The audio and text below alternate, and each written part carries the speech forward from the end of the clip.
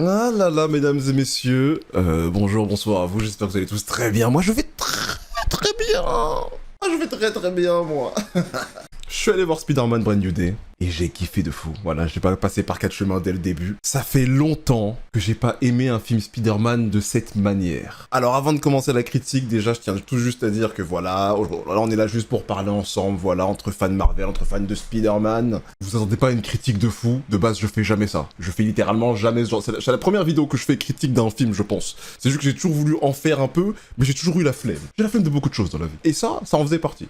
Mais je me suis dit que j'allais commencer avec ce film Spider-Man et que j'allais enchaîner avec d'autres trucs, de films que je kiffe, de séries que je kiffe. Et voilà quoi, tout simplement. On va faire les choses simplement, il y aura une petite partie sans spoiler, du coup une bonne partie du début, et après je préviendrai quand il y aura des spoils où je mettrai le timecode juste là, j'en sais rien. Mais en tout cas ce film, comment dire, après Homecoming, Far From Home, No Way Home. Ça fait beaucoup de home, hein. Ça fait beaucoup. Enfin, j'ai ressenti le Spider-Man que je voulais, entre guillemets, parce qu'on n'est pas sur un film parfait, évidemment. C'est juste que, en fait, ça fait tellement longtemps qu'on nous pond des choses où t'es là, tu manges pas très bien, quoi, on va pas se mentir.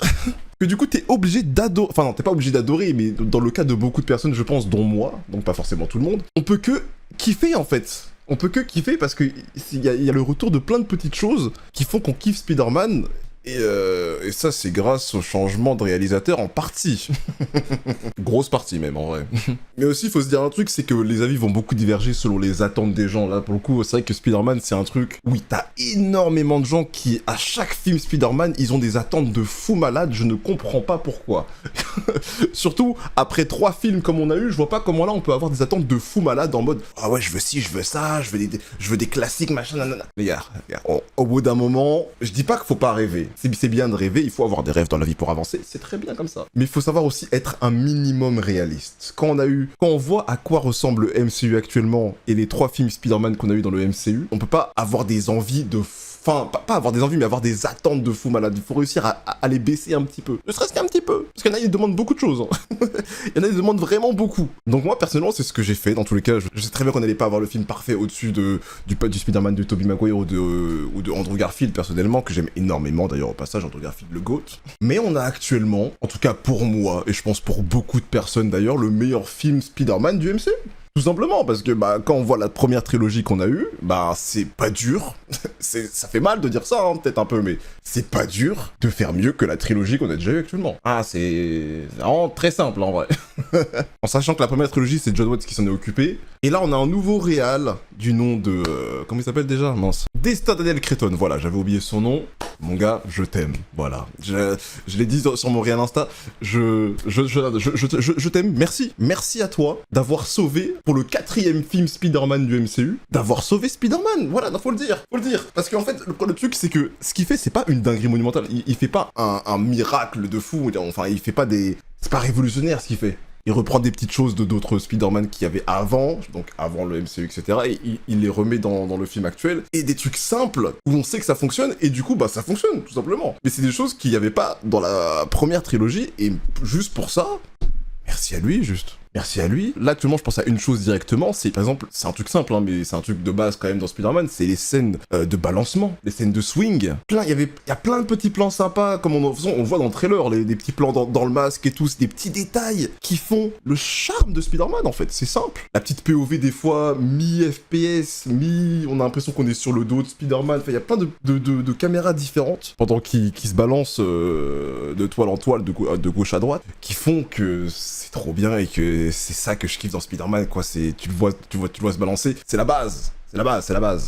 Et en plus de ça, les scènes de combat. Là, on ressent le fait que c'est le réalisateur de Shang-Chi qui s'est occupé de la réal, quoi. Au niveau des scènes de combat, ça se voit à des kilomètres. Toutes les scènes de combat, je les ai adorées. Les chorégraphies, comment ça a été tourné et tout, moi, c'est chapeau l'artiste, voilà. Vous inquiétez pas, là, je suis en train de mettre... là, je dis tous les trucs qui sont bien. Le film n'est pas parfait, encore une fois. On va parler des défauts, des choses, etc. Vous inquiétez pas. Hein. Parce que vu comment je parle, on a l'impression que le film est parfait, mais c'est que le début, tranquille. Y a pas... On se calme. Parlons du personnage principal, qui est Peter Parker, et qui est Spider-Man, évidemment. si vous êtes quelqu'un qui attendait beaucoup de Peter Parker dans ce film, je vous arrête tout de suite, vous allez être déçu. Voilà, comme ça au moins, c'est clair. On est vraiment sur un film beaucoup plus porté sur Spider-Man que sur Peter. Je dis pas qu'il n'y a pas du tout de Peter, il y en a quand même un peu. Évidemment, tu peux pas faire un film Spider-Man sans un peu de Peter, ça me semble logique. Mais il y a plein de petites choses que j'attendais dans ce film, j'avoue, au niveau de Peter, surtout après ce qui s'est passé dans No Way Home, le fait qu'il perde tous ses amis proches, etc., sa copine, comment il allait gérer cette histoire. Et en fait, le problème, du coup, à ce moment-là, c'est que on n'a rien de montré à ce niveau-là, en fait. Enfin, pas absolument rien, mais par rapport à la relation avec MJ, ça on va en parler plus tard des relations avec les personnages, mais la relation avec MJ, évidemment que ça s'est montré, puisque c'est MJ, évidemment qu'ils allaient en parler.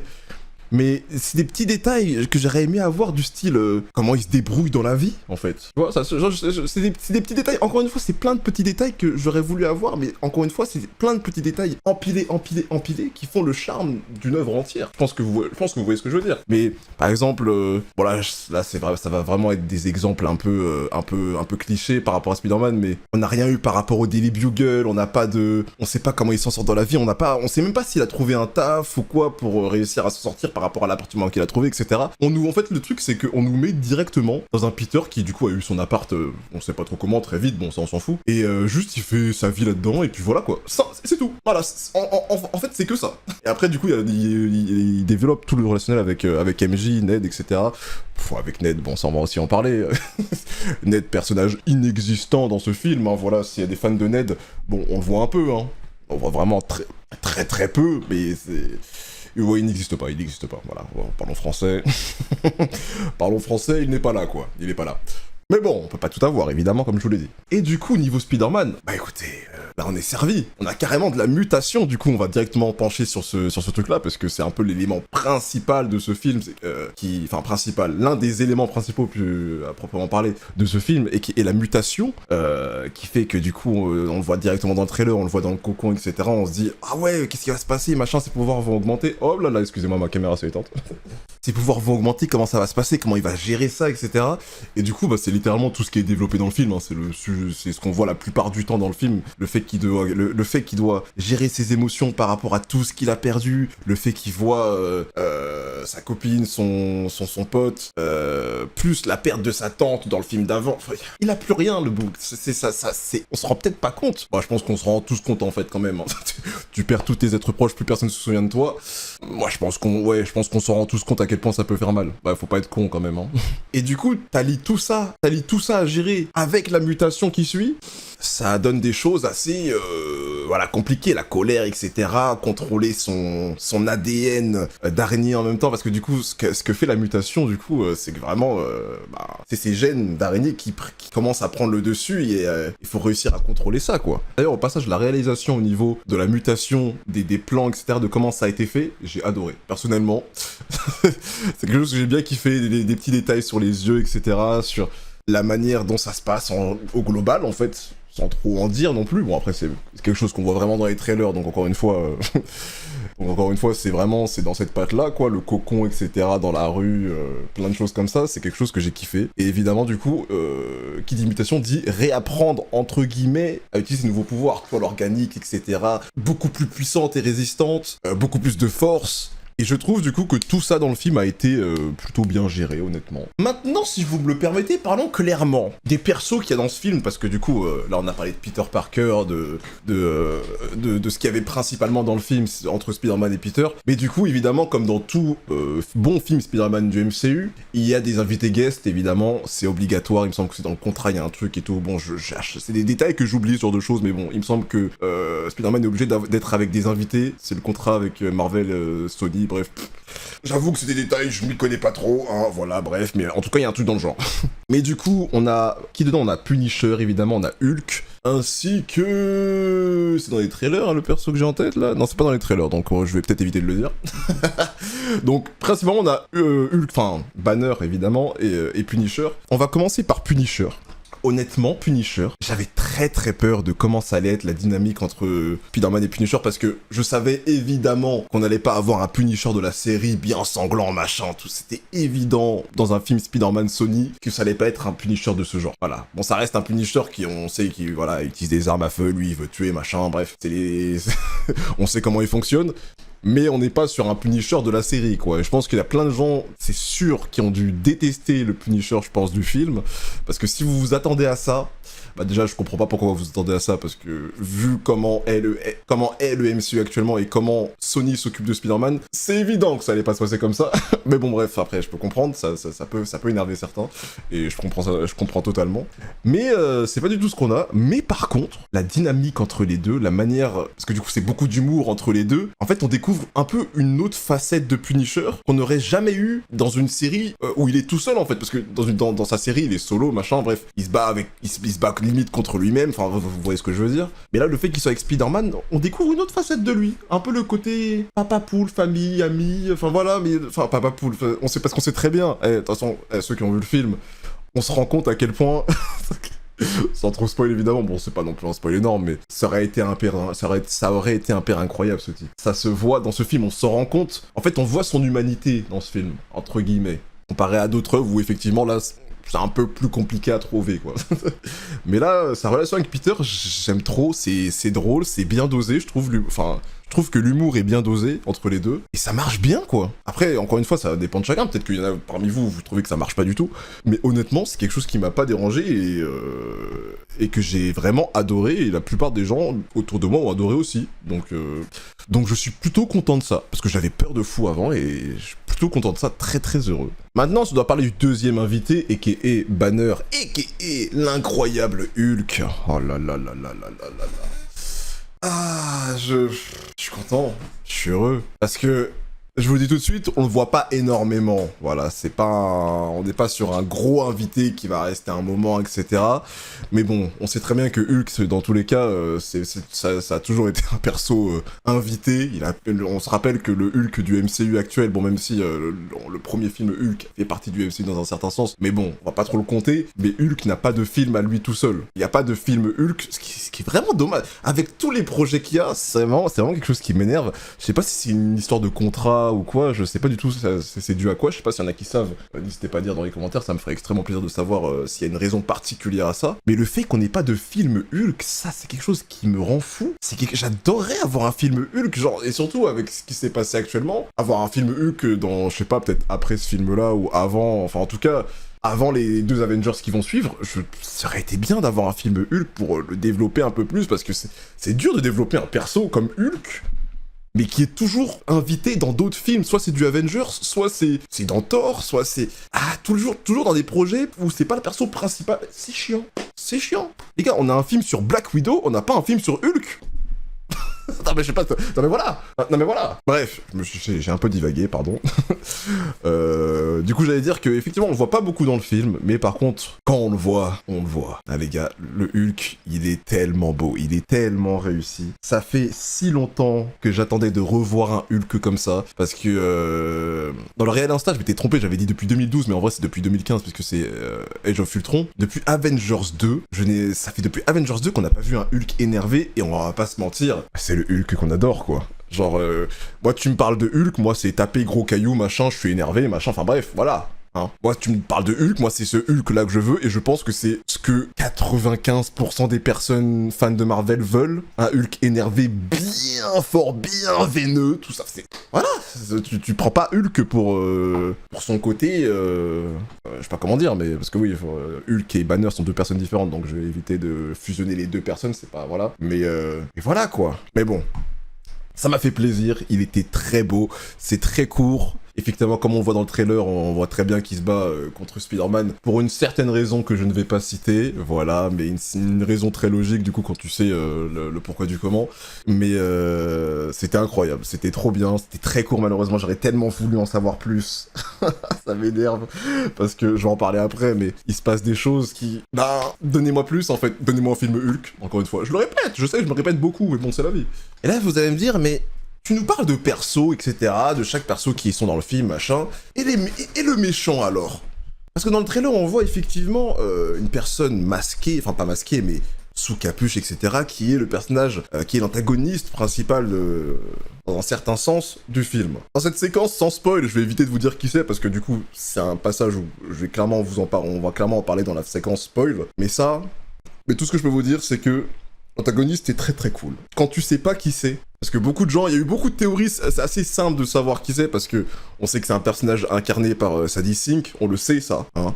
Et quand tu regardes les théories, bon, il n'y a pas 40 000 théories, quand tu vois que l'actrice elle est rousse, il n'y a pas 40 000 choses, tu te dis « Oh, est-ce que ce serait pas MJ, mais la vraie cette fois, ou est-ce que ce serait pas un autre perso, peut-être qu'on connaît pas, juste un nouveau perso, j'en sais rien, voilà. » Ou il n'y a pas 40 000 rousses dans Marvel, hein.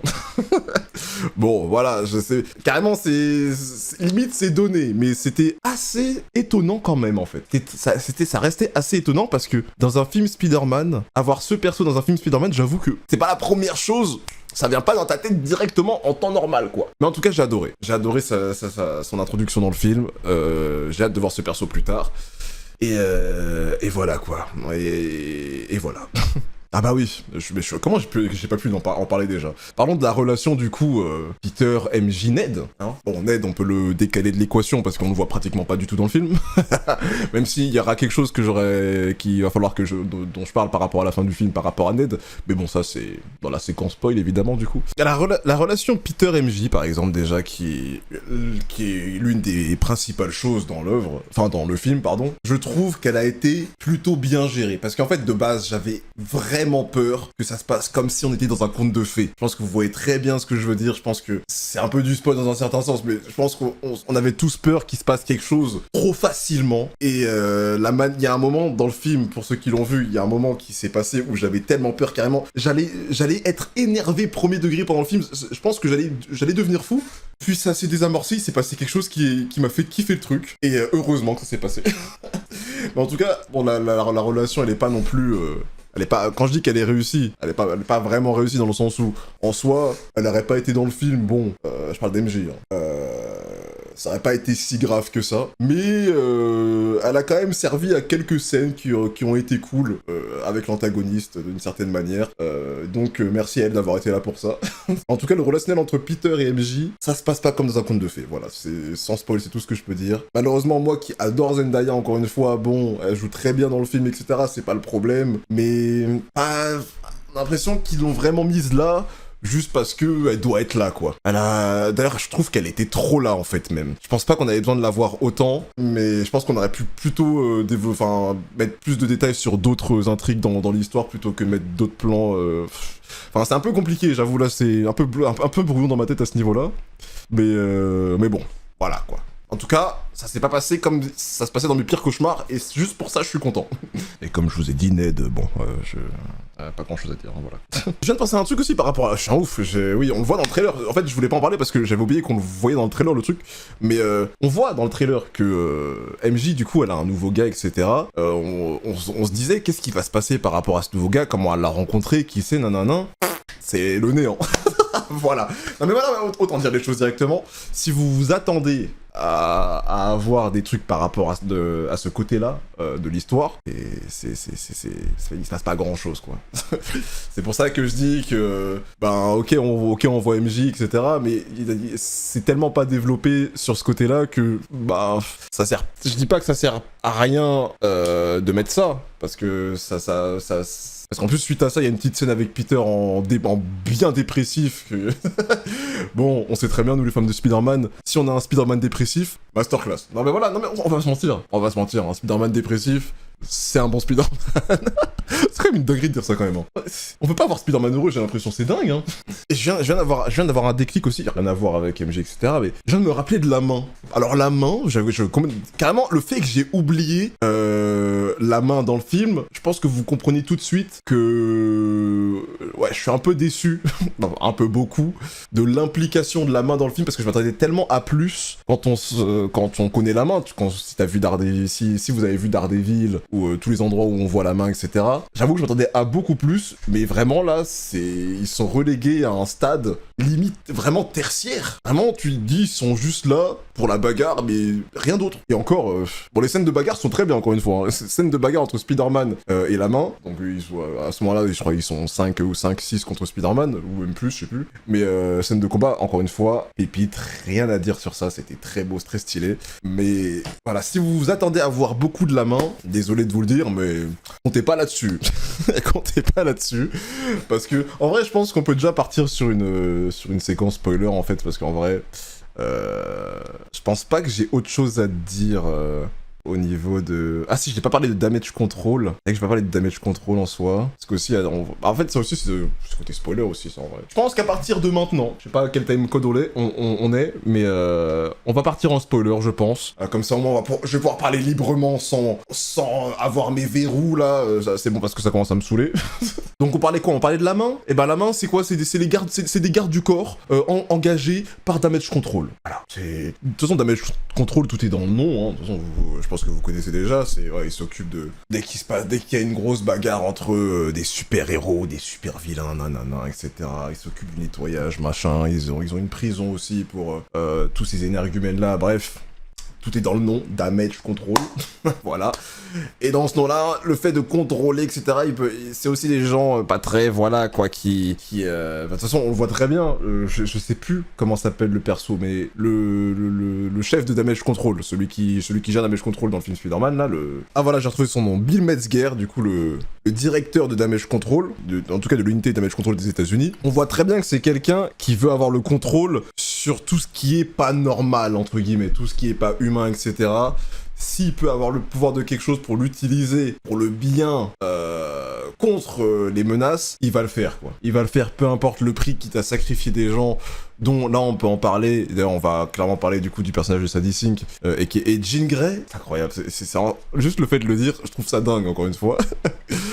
Mais par rapport à la sœur qu'ils ont enfermée, etc. D'ailleurs, je ne savais pas du tout que Jean Grey avait une sœur avant ce film. C'est dingue que... Je crois que j'ai jamais vu nulle part quelqu'un parler que Jean Grey avait une sœur avant. Ou sinon, j'ai peut-être oublié. C'est pas impossible.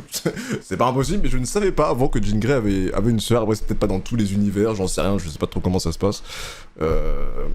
Mais du coup, j'ai été très étonné déjà de voir Jean Grey déjà de une. Et après, j'apprends qu'elle a une sœur. Je fais wesh, ça fait beaucoup d'infos déjà directement comme ça, donner en face de moi comme ça. Je trouve ça assez dingue. Mais du coup, parlons de Jean Grey. Voilà, parlons de Jean Grey. Là, on a parlé de damage control, on en parlera peut-être après. Parlons de Jean Grey. Jean Grey, voilà, qui a été introduite directement en tant que principal antagoniste, entre guillemets, du coup... En fait, c'est même pas entre guillemets, parce que je sais pas comment on pourrait appeler ça, mais globalement dans le film, pendant un long moment, ça reste un antagoniste parce qu'elle fait quand même du mal autour d'elle, on va pas se mentir, hein, et elle est contre le héros pendant la plupart du film. Même si on apprend plus tard du coup que ce n'est pas du tout, c'est pas vraiment voulu quoi. Voilà, sa sœur s'est fait capturer quand ils étaient petits, quand elles étaient petites. En plus de ça, c'est une adolescente qui ont été abandonnées par leur mère parce que la mère avait découvert que ces deux filles avaient des pouvoirs de mutants. Du coup, elle les a abandonnées. Je trouve que c'est une dinguerie de faire ça d'ailleurs, hein, au passage. C'est une dinguerie, mais enfin bref, c'est pas la question. Du coup, bon, déjà mentalement, la Jean Grey là, c'est compliqué. Mais du coup, on apprend quoi du coup? C'est que la sœur avait envoyé une sorte de message avec le nom VMAX pour la retrouver. Et du coup, voilà, sa quête pendant tout le film, c'est juste d'essayer de retrouver sa sœur avec ce fameux truc qui s'appelle VMAX. Mais je trouve ça tellement étonnant de ramener un personnage des X-Men, parce que c'est quand même... que si je dis pas de conneries, sur la Terre 616, donc on va dire notre Terre, hein, c'est la nôtre, alors on va dire c'est la nôtre. Sur notre Terre actuellement, c'est la première fois, si je dis pas de conneries, qu'on nous ramène un des mutants principaux. Je dis pas de la merde, dans l'équipe, voilà, X-Men qu'on connaît, voilà, Jean Grey, Wolverine, etc., dans le MCU actuel, qui vient de cette terre, parce que du coup, elle vient vraiment de cette terre, encore une fois, il n'y a pas de François Xavier, etc., pour le moment, c'est la première qu'on voit arriver, et c'est dans un film Spider-Man. Je trouve ça fou. En même temps, au début, tu te dis, pourquoi faire dans un film Spider-Man? Ça n'a pas de sens, mais en même temps... on a Secret Wars qui arrive, on sait très bien qu'après Secret Wars, etc., on va avoir les nouveaux X-Men. Tu veux faire ça, tu veux commencer à rajouter des persos quand? En vrai, je trouve que l'avoir fait dans ce film Spider-Man, en plus, je trouve que ça a été bien fait en plus, c'est pas comme si c'était maladroit. Je trouve que avoir rajouté Jean Grey, enfin d'avoir introduit Jean Grey dans l'univers du MCU Terre 616 dans ce Spider-Man là, ça marche très bien en fait. Je trouve que ça marche très bien. Puis qu'est-ce qu'elle joue bien quoi, sérieux. Sadie Sink, on la voit pas énormément non plus dans le film. Bon, enfin, ouais, aussi on la voit pas, enfin on la voit énormément, enfin on la voit un peu plus sur la fin. Mais le peu de fois où on la voit, elle joue tellement bien Jean Grey, ça lui va parfaitement, honnêtement. Je trouve. Peut-être que c'est pas à votre point de vue. En tout cas, moi personnellement, j'ai adoré sa manière de jouer Jean Grey et je pense que c'est un choix de cast excellent et surtout pour la suite quoi, parce qu'elle est encore très jeune et du coup je crois qu'elle a, enfin ça je crois qu'elle a 24 ans je crois, je sais plus, il me semble un truc dans le genre, 23 ou 24. Donc pour la suite des événements avec les films X-Men qui vont arriver et la saga Mutant etc. Je pense que on a quelque chose de plutôt pas mal quoi. On a quelque chose de plutôt pas mal. D'ailleurs, bon, il y a d'autres méchants qu'on voit dans les trailers que j'ai pas parlé en vite fait, mais bon, Scorpion par exemple, je crois que c'est tout ce qu'on voit en fait. On voit vite fait Scorpion, mais bon, ça c'est juste des... Ça effectivement, ça c'est juste des persos qui ont été utilisés pour... Bon, c'est des persos de remplissage, un peu. Voilà, ils ont servi pour que Damage Control se ramène, etc. Pour que, justement, du coup, Jean Grey puisse les manipuler, voilà, parce que la télépathie, le télékinésie, tout ça, on connaît ses pouvoirs. D'ailleurs, début du film, on voit très bien qu'elle peut faire qu'une seule chose, c'est juste prendre l'esprit des gens et les contrôler, ce qui est déjà beaucoup, hein, mais on sait très bien que la Jean Grey qu'on connaît nous tous, elle fait beaucoup plus que ça, mais puisque c'est les débuts, on voit qu'elle est jeune encore et qu'elle sait faire que ça, du coup, avec une portée très limitée de 9-10 mètres, je crois, il me semble, c'est un truc comme ça, il me semble, je sais plus. Mais du coup, elle peut sauter de corps en corps pour aller le plus loin possible, et du coup, on voit très bien que pour le moment, elle est assez limitée, même si à la fin du film, du coup, on voit très bien que ça augmente grâce à ce qu'on fait Damage Control, etc. Ses pouvoirs ont bien augmenté, et on voit très bien télépathie, etc. Bref, tous les pouvoirs classiques de Jean Grey, on les a très bien vus, peut-être pas tous, même si après, je suis pas un grand connaisseur des pouvoirs de Jean Grey non plus, mais là on voit très bien télépathie, télékinésie, c'est les deux trucs principaux, voilà, mind control, faire bouger des objets, etc., champ de force, c'est clairement ce qu'on a vu à la fin du film quand elle pète un câble et qu'elle explose tout, et... Non, elle va envoyer. Non, franchement, elle m'a rendu très heureux, et c'est un de mes persos préférés du... Enfin, si ce n'est... Non, mon perso préféré du film, ça reste Spider-Man, parce que c'est Spider-Man. D'ailleurs, j'en ai pas parlé, mais Tom Holland, encore une fois, enfin, il fait un taf de fou. Le taf de Tom Holland sur ce film, il est fou, d'ailleurs. Oh, je viens de penser à un truc. Oh, je viens d'avoir un flashback d'un truc que je devais parler, mais ça vient de tilter là, maintenant, là. Cette vidéo, c'est un peu le bordel, hein. Comme je vous ai dit, j'ai pas l'habitude de faire des critiques, je pense qu'à l'avenir, il faudrait que je fasse un sommaire avec chaque truc que je veux parler au fur et à mesure, parce que là, j'ai juste lancé ma caméra, j'ai juste parlé comme ça. C'est le bordel. Bref, bon, pour les prochaines, je m'améliorerai, c'est promis. Et vous voyez les scènes d'action, etc., c'est juste que j'avais oublié d'en parler tout à l'heure quand je parlais de la réal, mais ils se sont beaucoup inspirés, et ça se voit énormément, des jeux Spider-Man. Les jeux Spider-Man qui sont sortis sur PlayStation, ça se voit à des kilomètres, et c'est kiffant. Toutes les petites scènes d'action sur les toits, dans les mouvements, dans la bague, quand ils se bagarrent contre des ennemis basiques, dans les passages. Ça c'est au début avec Punisher et le tank là. Ça aussi, on le voit très bien que c'est tellement inspiré des jeux. Et c'est trop bien parce que les déplacements, etc. dans les jeux Spider-Man sont juste incroyables. Ça, je pense que personne va dire le contraire, je pense. Mais les déplacements, etc. de Spider-Man dans les jeux Spider-Man, ils sont littéralement parfaits. Voilà, c'est du Spider-Man tout craché, ça marche très bien. Et là, ils sont inspirés de ça dans le film et ça marche magnifiquement bien. C'est incroyable. Voilà, je voulais juste parler de ça parce que j'avais oublié d'en parler juste avant. Mais peut-être qu'il y en a qui savaient pas que voilà, ils s'étaient inspirés de ça. Et peut-être qu'il y en a qui ont peut-être pas joué au jeu. Et s'il y en a qui ont pas joué au jeu, je vous invite à le faire. Il y a Spider-Man Miles Morales et Spider-Man 2. En plus, je crois qu'il y a des promos en ce moment. Bon, bref. Tout à l'heure, je vous ai parlé d'une scène qui m'avait fait extrêmement peur par rapport à MJ et Peter, et justement, je pouvais pas en parler parce que c'était littéralement la scène où ils sont sur le toit et on apprend que c'est effectivement Jean Grey qui contrôlait son cerveau à ce moment-là. En fait, c'était pas du coup, c'était pas elle. Et en fait, le truc, c'est que moi, à ce moment-là, dans la séance, j'avais pas encore capté, et je pense que la plupart des gens, peut-être, n'avaient pas encore capté que c'était Jean Grey qui contrôlait MJ sur le moment. Et moi, en fait, je pense que, j'avais pas capté parce que j'étais énervé, justement, je pense, parce que justement, il y avait toute une mise en scène en mode ah ouais mais c'est Peter machin, ils s'embrassent nanana, tout un truc, et j'ai Oh là là, si vous saviez, j'étais là en mode, mais c'est n'importe quoi. J'ai envie de... Je vais sortir de la salle, je deviens fou. J'étais pas bien. J'étais pas bien. Puis jusqu'à ce qu'il y ait un passage, je sais plus ce qui s'est passé, il y a eu, je pense, je me rappelle plus trop, il y a eu un truc qui te fait comprendre clairement, du coup, sans que ce soit explicite, que c'est Jean Grey qui la contrôle, c'était un peu après le bisou, et là, comment j'étais heureux, oh waouh waouh. Par contre, Jean Grey, on voit que c'est une ado perturbée, hein, parce que faire des trucs aussi salaces, non, c'est une dinguerie de faire ça, je suis désolé, mais... Tu sais, elle sait que Peter a tout perdu, machin, et elle utilise son ex pour lui faire un coup pareil. Oh non, c'est une dinguerie. C'est le malin l'habite, hein, sur le moment de Jean Grey. Mais bon, encore une fois, ado perturbé sa sœur a été enlevée, machin, bref, ça se comprend. Mais du coup, c'est pour ça que j'ai dit que j'étais très heureux, dans un certain sens, de comment avait été fait la relation avec MJ. Mais c'est grâce à Jean Grey, du coup. Parce que du coup, ça s'est pas passé comme un conte de fées, voilà, ils sont pas retrouvés, machin, même si, bon, à la fin du film, on peut se rendre compte, je pense que par la suite, ils vont peut-être se retrouver. Je vous avoue que moi, j'adorerais avoir une nouvelle relation avec quelqu'un d'autre que MJ, qu'on passe à autre chose. Mais j'ai l'impression qu'ils veulent pas lâcher le morceau avec MJ. Bon, après, je suis pas non plus contre à 100% qu'ils se remettent avec MJ d'une certaine manière. Mais bon, là, vu comment ils nous ont fait comprendre que MJ n'avait aucun souvenir, mais complètement... Voilà, elle a clairement dit que c'était une ancienne MJ, c'est plus elle, malheureusement, elle s'excuse plusieurs fois, donc je sais pas trop comment ils vont s'occuper de leur relation à eux deux plus tard. Mais si on pouvait aller sur autre chose que MJ, je dirais pas non, quoi. Et je pense que beaucoup ne diraient pas non. Malheureusement, mais c'est pas ma faute si la MJ du MCU, elle est pas fofolle. Encore une fois, j'adore Zendaya, c'est pas l'actrice le problème, c'est vraiment le développement du personnage dans les 4 films. 4 films, les gars. Non, mais voilà, je le répète, hein, il y a 4 films, on voit MJ dans les 4 films. J'en retiens pas grand-chose, hein. Voilà.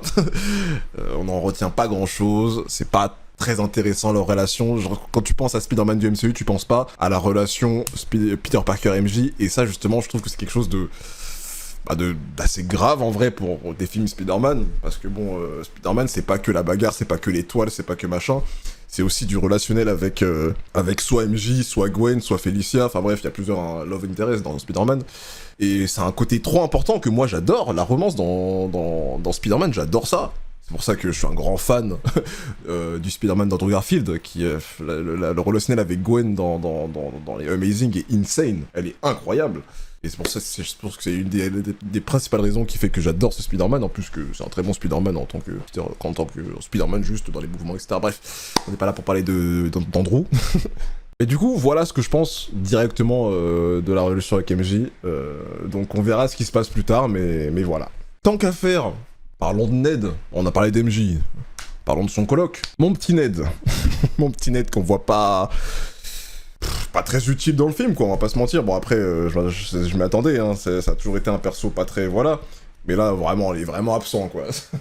Après, c'est peut-être pas si grave que ça, parce qu'en soi, encore une fois, il a oublié qui est Peter, donc bon, ils auraient pas pu faire grand-chose non plus. Voilà. Mais bon, ils auraient peut-être pu plus développer Ned et trouver autre chose à faire avec lui. Mais bon, ce qui est fait, c'est comme ça. Mais du coup, parlons directement de la scène la plus importante qu'il y a avec Ned, et qui est la scène de Check à la fin, où il y a beaucoup de théories autour de ça, j'ai vu, ça parle de mémoire musculaire, par rapport... Bah du coup, vous avez compris, parce que si vous êtes dans la séquence avec spoiler, c'est que vous avez vu, mais du coup, il y a une séquence où du coup, fin du film, il rentre dans l'endroit où il prend les fleurs pour May d'habitude, il voit Ned qui est en train de manger son petit truc, je sais plus ce qu'il y a, un petit déj ou j'en sais rien. Puis là, il se check, il arrive, il lui serre la main et il commence à faire le check Peter.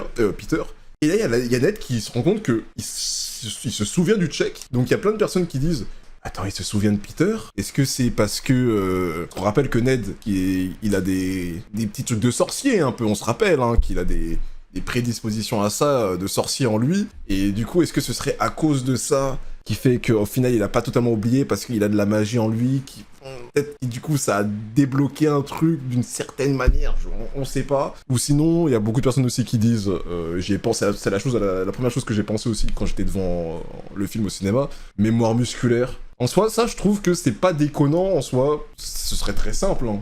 Mais en soi, c'est un mouvement physique. Le muscle se rappelle, parce que je pense que, bon, le seul sortilège de Strange, c'est pour tous les êtres vivants. C'est pas... Je pense que ça va pas atteindre les muscles des gens. Du coup, le côté mémoire musculaire, je trouve que c'est pas déconnant dans un certain sens. Donc le fait qu'il fasse ça sans s'en rendre compte en mode « Oh, quoi oh, what the fuck ?» c'est pas déconnant non plus. Mais il y a encore un autre truc que j'ai vu. Après ça, c'est juste une autre théorie que j'ai vue un peu vite fait, mais vous voyez le moment où Jean Grey, du coup, prend le contrôle de tout sur 1 kilomètre là. Voilà, quand elle a fait tout péter dans la salle et que ses pouvoirs ont explosé et que là, elle est pétée de fou.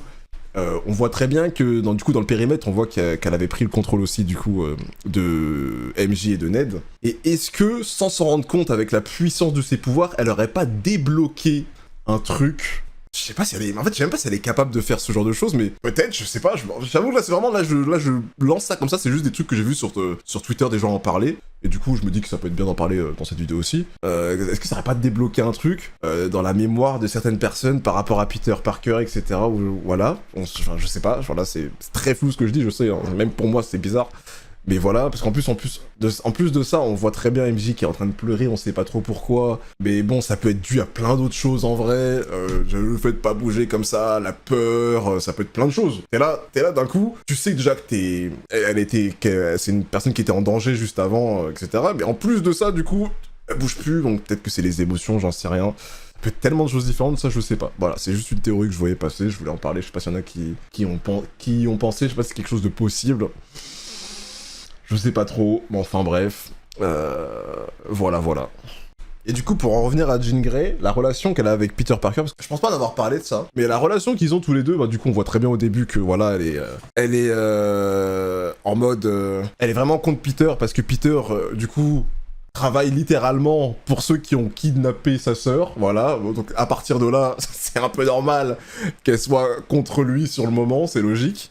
Elle comprend pas pourquoi, elle se dit, toi aussi qui a un ADN différent, machin, pourquoi tu travailles pour eux, je sais pas quoi, machin, le truc c'est que Peter, lui, encore une fois, il sait pas sur le moment, il est encore très naïf sur le moment, il sait pas ce qui se passe, donc évidemment, c'est pas sa faute, on le sait très bien, dans un certain sens. Et surtout qu'il y a une chose que je trouve dingue, c'est que, c'est vrai là du coup on peut switcher sur la mutation, parce que c'est vrai que j'avais parlé de la mutation hors spoil, mais là je peux en reparler maintenant, mais le sujet de la mutation, la manière dont il a essayé de contrôler cette mutation, il a essayé de trouver un raccourci pour contrôler cette mutation qu'il n'arrivait pas à gérer à cause de la colère et de plein de choses, qui font que c'était compliqué à contrôler. Un peu bizarre ce que je viens de dire, bref. Mais la solution de facilité, c'est quoi? Pourquoi pas créer un inhibiteur de pouvoir?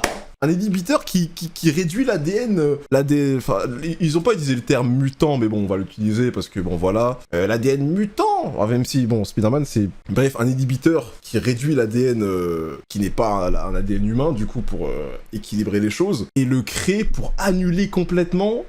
Là, Peter, sur ce coup-là, il a pas été très intelligent, parce que c'est vrai que c'est quelque chose de très dangereux. On voit très bien que Banner, lui-même, l'avait prévenu sur ça, parce que c'est quelque chose de fou déjà à créer, mais c'est quelque chose en plus, tu crées un truc pareil, tu te dis pas, si je crée un truc pareil, on pourrait peut-être l'utiliser contre moi un jour, c'est peut-être un peu dangereux, je vais peut-être essayer de faire autrement et de contrôler ma mutation tout seul. Après on connaît Peter Parker, on sait très bien que c'est quelqu'un très fort en science, etc., qui crée des choses, donc le scientifique qui est en lui dans tous les cas, il s'est dit, c'est la meilleure solution, et je peux totalement comprendre. Et il a pas forcément pensé à ce que ça pourrait provoquer plus tard. De toute façon, on sait très bien que si ça avait pas été lui qui le créé, ça aurait été quelqu'un d'autre. Mais je trouve ça dingue de se dire que c'est Peter Parker qui a littéralement inventé l'inhibiteur de gènes mutants, en fait. On va parler français. L'inhibiteur de gènes mutants a été écrit par Peter Parker dans le MCU.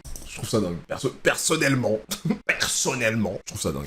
Genre là, ce qu'on va avoir, la saga des mutants, etc., tout ce qu'on va avoir plus tard, il va y avoir des chasses aux mutants, etc., tout ça, grâce à des inhibiteurs, et ce sera à cause de qui? À cause de Peter Parker. Je trouve ça fou, personnellement.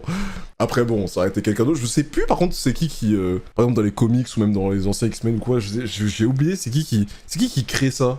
J'ai complètement zappé. Je sais pas si vous pouvez me dire dans les commentaires, c'est qui crée ça de base, dans les comics, ou même dans les films X-Men qu'on a eu de la Fox, je sais pas, j'ai aucun souvenir de même. Dans X-Men 87, j'imagine que Sinister, peut-être, je sais pas, non, peut-être pas lui, je sais plus du tout, waouh, c'est sorti de ma tête. Mais enfin, bref. De quoi je pourrais parler d'autre encore? Je sais plus trop, là, je suis un peu perdu, là. Ah non, tu sais, toute la scène de fin avec Punisher et... Ah, le Punisher dans l'hôpital, ça m'a régalé, ça. Comme je vous dis, Punisher, Spider-Man, ça marche trop bien. Je sais... Si vous êtes pas d'accord, c'est pas mon problème. Ça marche trop bien, ça marche trop bien. Quand je vous ai dit tout à l'heure, Punisher en papa, etc., il aurait été incroyable. Quand tu vois Peter qui sort de l'hôpital, nanana, et du coup Punisher qui est là comme ça, wouhou, non, c'était...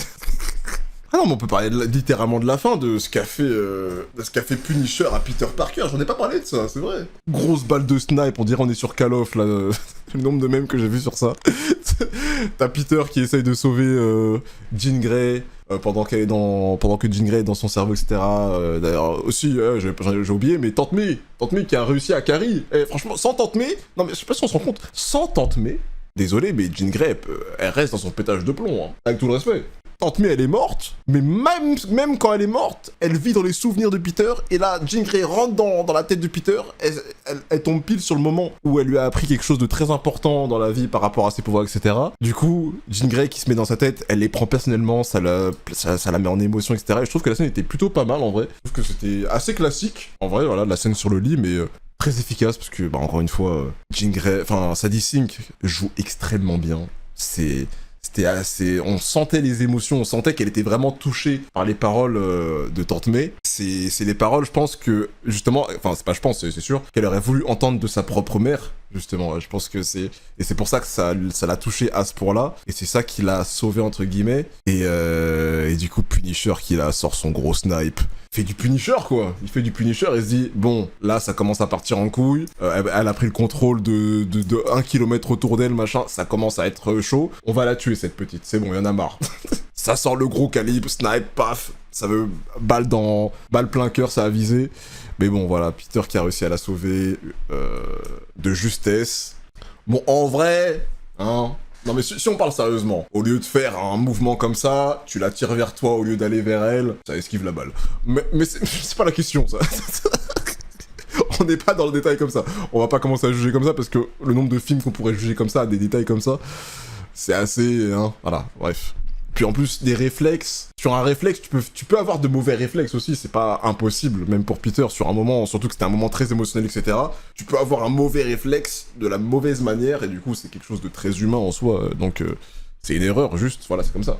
C'est comme ça. Mais ouais, j'avoue que le moment où il se prend la balle de snipe dans le dos, tu le vois par terre avec le sang qui coule, tu vois le sang derrière, tu te dis, ah non, ça va pas, bah, pas comme ça va pas arriver comme ça.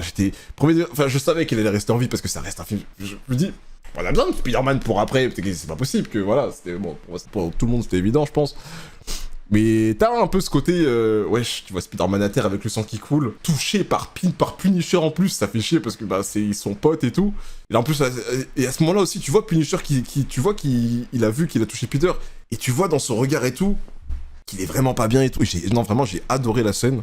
Puis ensuite, Jean Grey, du coup, qui essaye de sauver. D'ailleurs, on en parle de Jean Grey qui sauve Peter en respirant à sa place pendant tout le long, là. Je trouve ça dingue. Je trouve ça trop cool. Je sais pas vous. Moi, c'est un petit détail. J'ai trouvé ça vraiment très cool. Voilà, c'est... Carrément, ça m'a vraiment donné envie d'avoir plus de Spider-Man et Jean Grey. J'aurais tellement voulu avoir un peu plus de scènes où ils se parlent entre eux. Parce que bon, alors, du coup, là, où ils se sont vraiment parlé de vive voix, du coup, bah, c'était dans la tête de Peter, du coup. Mais c'était tellement court. J'aurais tellement voulu avoir plus. Mais bon, on peut pas tout avoir encore une fois, hein. On n'est pas sur un film parfait encore une fois, bien sûr. Mais c'est vraiment dommage qu'on n'ait pas eu plus. Mais bon, c'est dommage. Parce que du coup, la prochaine fois qu'on verra Jean Grey, normalement, ce sera dans Secret Wars. Voilà, ça va faire partie du gros casting de Secret Wars. Putain, Secret Wars, ça va être quelque chose, hein. Je sais pas, il y aura combien de personnes dans Secret Wars, mais j'ai tellement hâte de voir ce que ça va être. Mais bon, chaque chose en son temps. Il y a Doomsday qui arrive. Normalement, elle sera pas dans Doomsday. D'ailleurs, Spider-Man non plus. À moins d'une surprise. On n'est pas à l'abri d'une petite surprise. Voilà, on verra bien. Mais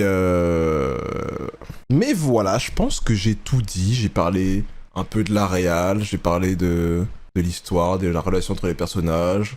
Encore une fois, désolé si c'est un petit peu flou. C'est la première fois que je fais ça. Voilà, donc soyez indulgent avec ça. Soyez indulgent avec cette vidéo, s'il vous plaît.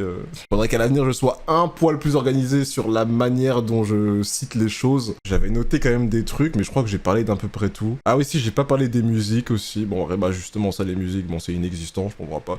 Voilà, on va pas en parler pendant 3000 ans, les musiques, bon. La bande-son, je me rappelle de rien. Voilà, c'est simple. Je me rappelle de rien. Voilà, c'est pas compliqué. Voilà. La bande-son, elle est pas marquante, quoi. Pour pas dire gaze, hein, parce que je me rappelle pas, donc je peux pas dire que c'est gaze. Mais justement, si je me rappelle pas, c'est que c'est pas ouf. Non, je crois. Ça se trouve, j'ai une énorme connerie, ça se trouve, il y avait des OST de malade, je m'en suis pas rendu compte. Non, je pense pas, non, je pense vraiment que c'était mid, sûrement très très mid. Enfin bref. Bon. Non, c'est bon, je pense qu'on va s'arrêter là. Donc, mesdames et messieurs, j'espère que vous avez aimé cette petite vidéo critique avis de Spider-Man Brand New Day. Voilà, très grand fan de Spider-Man, je pense que ça se voit, évidemment. Très grand fan de Spider-Man et de Marvel. Je pense que de temps en temps, sur cette chaîne, je mettrai, dès que ça parle de Marvel ou quoi, des petites vidéos comme ça, où juste je parle. Quelque chose que je voulais faire depuis un moment sur une autre chaîne que j'avais créée, mais au final, je crois que je vais le faire ici, en fait, ça sert à rien de... Je vais pas créer 40 000 chaînes pour faire des trucs différents. En vrai, je vais tout mettre sur cette chaîne-là, en vrai, voilà. Je vais pas me casser la tête. Si j'ai envie de parler d'un truc de Marvel, ce sera ici, donc n'hésitez pas à vous abonner, à liker, si vous voulez voir peut-être d'autres vidéos en rapport avec Spider-Man, avec Marvel. Peut-être que, je sais pas, je pourrais faire une vidéo où je parle de mes Spider-Man préférés, peut-être aussi, en termes de films, j'en sais rien, tellement de choses à faire, bref. Bonne journée, bonne soirée à vous, et portez-vous bien. Ciao.